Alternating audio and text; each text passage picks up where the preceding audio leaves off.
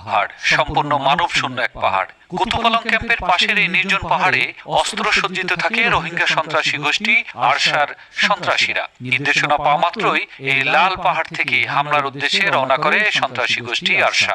লাল পাহাড়ে সন্ত্রাসীদের অবস্থান জানার পর বুধবার রাতভর অভিযান পরিচালনা করে র্যাব। তারপর গহীন জঙ্গলের ভেতর থেকে আটক করা হয় আরশার গ্যাং লিডার উসমানকে। তারপর আটক হয় আরশার আরো 2 সদস্য নেসার ও ইমাম হোসেনকে। তারপর আটক হয় আরশার আরো 2 সদস্য নেসার ও ইমাম হোসেন।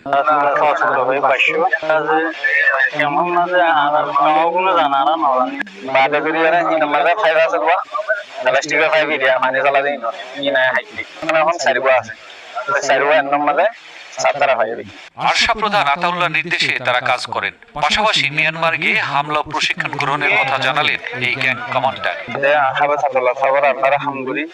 তারপরে